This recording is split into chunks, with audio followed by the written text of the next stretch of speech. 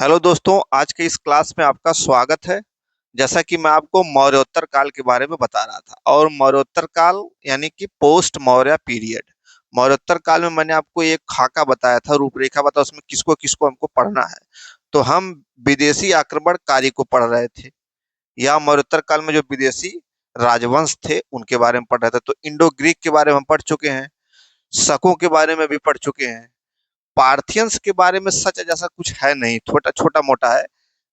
इसके बाद आज हम कुषाणों के बारे में पढ़ेंगे। तो पार्शियंस के बारे में जैसे वो था, मैंने आपको बताया था कि गोंडो फर्निच का तख्त वही अभिलेख, गोंडो फर्निच ने अपना एक तख्त वही अभिलेख दिया, उसके बारे में आपको जानना है।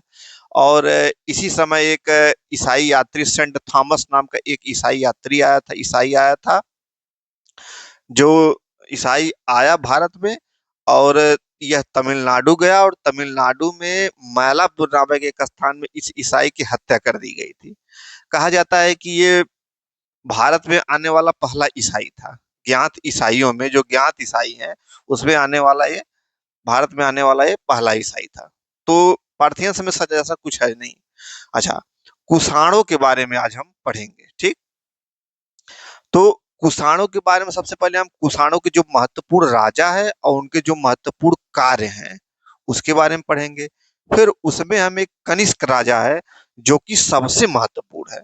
अगर हम आपको बताएं कि मौर्योत्तर काल से किसी भी एग्जाम में 100 क्वेश्चन पूछ जाते हैं, पूरे मौर्योत्तर काल की बात कर रहा हूं मैं, जिसमें भारतीय राजवंश, विदेशी राजवंश, ये सारे आते हैं। पूरे मौर्योत्तर काल से अगर आपको किसी भी एग्जाम में 100 क्वेश्चन पूछे जाते हैं तो 50 से 60% कनिष्क से पूछे जाते हैं। तो इसलिए कनिष्क जो है बहुत महत्वपूर्ण है, ठीक। तो सबसे पहले हम कुषाणों के कुछ महत्वपूर्ण राजा, उनके कुछ कार्यों के बारे में जानते हैं, ठीक। इसके बाद हम कनिष्क के बारे में देखेंगे, ठीक। तो आइए हम बोर्ड पे जो मैं लिखा हूं उससे आपसे समझा जाए इस चीज को, ठीक। तो मैंने लिखा है कुषाण। तो कुषाण में मैंने लिख दिया इधर महत्वपूर्ण शासक, इनके महत्वपूर्ण कार्य, ठीक। तो महत्वपूर्ण शासक में देखिए यहाँ पे कुजुल कट फिसस, विम कट फिसस, कनिष्क, वशिष्क, हुविस्क, कनिष्क दुर्ति, वासुदेव, ये सब तो महत्वपूर्ण शासक हो गए, ठीक। अच्छा, ये जो इन शासकों का जो महत्वपूर्ण कार्य है, ये मैं सिक्के के रिस्पेक्ट में ये जो कार्य लिखा हूं, ये सिक्के के रिस्पेक्ट में सारे कार्य हैं।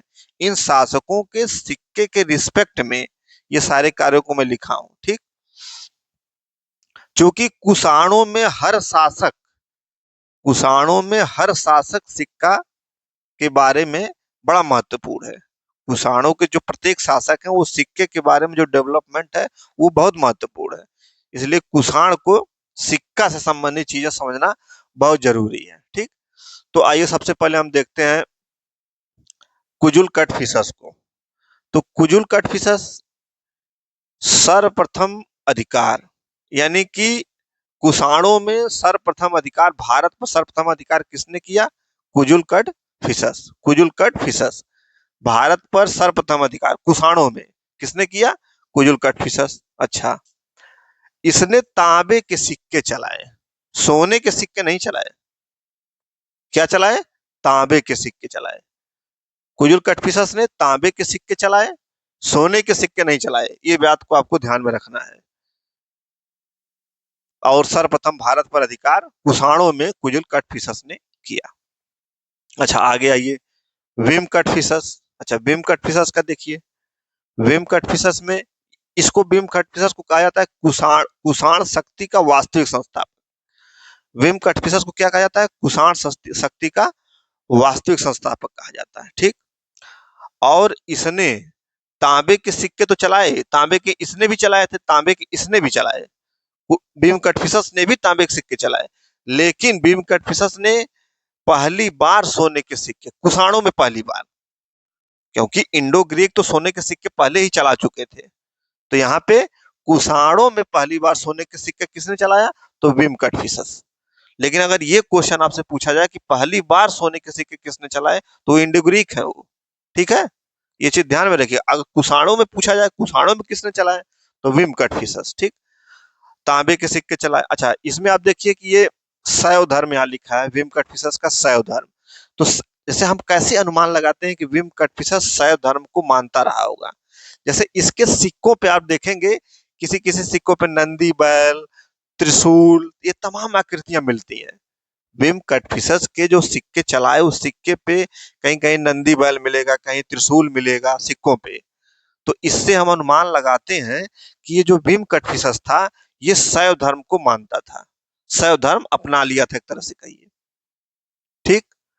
अच्छा, इसमें आप देखिए अगला कनिष्क है। ये कनिष्क बहुत इंपॉर्टेंट है। अभी मैंने आपको बताया ना कि पूरे मौर्योत्तर काल से अगर 50% क्वेश्चन, अगर 100 क्वेश्चन पूछे जा रहे हैं तो उसमें से 50 से 60% कनिष्क के पूछे जाएंगे। ठीक है। तो इसके इसके में है कि सिक्कों पर बुद्ध की आकृति।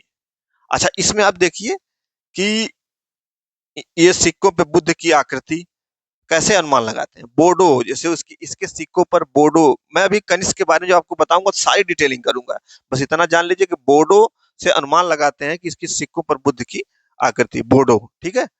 वशिष्ठ में सच ऐसा कोई डेवलपमेंट नहीं। अच्छा, ये डेवलपमेंट मैंने आपको बताया ना, सिक्के के रिस्पेक्ट में है। ठीक। हुइस्क में, हुइस्क में आप देखिए चतुर्भुज विष्णु की आकृति, सर्वाधिक देवी देवता। अच्छा, एक चीज आप देखिए, इन कुषाण शासकों में आप देखेंगे कि हर शासक कोई न कोई भारतीय धर्म को स्वीकार कर रहा है। जैसे ये देखिए, बिमकटफिशस शैव धर्म, कनिष्क बौद्ध धर्म, हुइस्क विष्णु मतलब वैष्णव धर्म। तो ये चीज देखिए कि जो जो ये विदेशी हैं, ये भारतीय धर्म को अपना रहे हैं। यानी कि जितने भी विदेशी आए हैं भारत में, वो सारे भारत के हो गए। जितने भी विदेशी आए वो सारे लगभग भारत के हो गए। एक सिकंदर आया, वो तो आके चला गया, लेकिन जितने भी भारत में विदेशी आए और रुके वो भारत के हो गए, केवल अंग्रेजों को छोड़कर। अंग्रेज ही ऐसे थे कि जो भारत में आए और भारत का हर क्षेत्र में शोषण किए और शोषण करके चले गए, भारत के हुए नहीं। ठीक। और आज भारत में कुछ वर्तमान समस्याएं ऐसी हैं जो उन अंग्रेजों की देन है। इतना जानिए आप कि अंग्रेजों ने कितना शोषण किया होगा। ठीक। तो हुइस्क चतुर्भुज विष्णु की आकृति, सर्वाधिक देवी देवता। इसके सिक्कों पर तमाम देवी देवताओं का जिक्र मिलता, चित्र मिलता है। चतुर्भुज विष्णु की आकृति मिलती है। ये देखिए आप सिक्कों पे, मतलब कुषाण में सिक्को, सिक्का संबंधित बहुत इंपॉर्टेंट। और हर सिक्कों पे आप देखिए कि कोई धर्म अपना रहा है, कोई कुछ चित्र बना रहा है, कोई कुछ। ठीक है। अच्छा, कनिष्क द्वितीय का आप देखिए, कनिष्क द्वितीय का सीजर व कैसर जैसी उपाधि। कनिष्क द्वितीय ने सीजर व कैसर जैसी उपाधि धारण की। तो सीजर और कैसर जैसी उपाधि का मतलब क्या है? सीजर और कैसर, ये जो रोमन साम्राज्य के जो शासक हुआ करते थे, वो सीजर व कैसर की उपाधि धारण करते थे। तो वही जो रोमन साम्राज्य के शासक थे, उन्हीं को देखकर कनिष्क द्वितीय भी अपने आप को सीजर और कैसर की उपाधि धारण करता है। वासुदेव का देखिए, वासुदेव के समय कुषाणों का पतन प्रारंभ हो गया और ये विष्णु के उपासक, वासुदेव कौन थे? विष्णु के विष्णु के उपासक थे। अच्छा, एक क्वेश्चन मैं आपसे पूछता हूं कि वो कनिष्क के समय में उसको मैं बताऊंगा, अभी मैं उसको फैक्चुअल आपसे पूछता हूँ कि आपसे मैं पूछता हूँ कि सर्वाधिक शुद्ध सोने के सिक्के किसने चलाए? अच्छा, एक क्वेश्चन ये हो गया। एक क्वेश्चन, दूसरा क्वेश्चन कि सर्वप्रथम सोने के सिक्के किसने चलाए? प्राचीन इतिहास में सर्वप्रथम सोने के सिक्के किसने चलाए? तो इसका आंसर होगा इंडो ग्रीक। सर्वप्रथम सोने के सिक्के किसने चलाए? तो इंडो ग्रीक ने चलाया। लेकिन अगर यही क्वेश्चन बदल दिया जाए कि सर्वाधिक शुद्ध सोने के सिक्के किसने चलाए, तो कुषाण हो जाएगा वो। एक क्वेश्चन और बनता है इसमें कि नियमित रूप से सोने के सिक्के, रेगुलर रेगुलर बेसिस पे सोने के सिक्के किसने चलाए? तो वो भी क्या होगा? कुषाण होगा। ये अभी मैं जो आपको कनिष्क बताऊंगा, ये तो अभी मैं फैक्चुअल आपको बता दिया, चलो ये आप याद कर लीजिए। लेकिन जब मैं आपको कनिष्क बताऊंगा तो वो कंसेप्ट से, ऐसा कंसेप्ट से बताऊंगा कि ये सारी चीजें आपको याद करने की जरूरत नहीं पड़ेगी और आपको घबराना नहीं है। कनिष्क को आपको याद करने की जरूरत नहीं पड़ेगी। ठीक है, कनिष्क को मैं ऐसा बताऊंगा आपको। ठीक। तो ये हो गए कुषाण के राजा। कुषाण वंश के जो महत्वपूर्ण शासक है, महत्वपूर्ण कार्य है। अब हम अगला किसको पढ़ेंगे? कनिष्क को पढ़ेंगे, लेकिन आज नहीं पढ़ेंगे, वो हम अगले लेक्चर में पढ़ेंगे।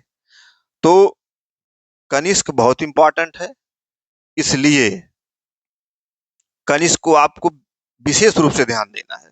ठीक है, तो मिलते हैं आपसे अगले लेक्चर में। Thank you.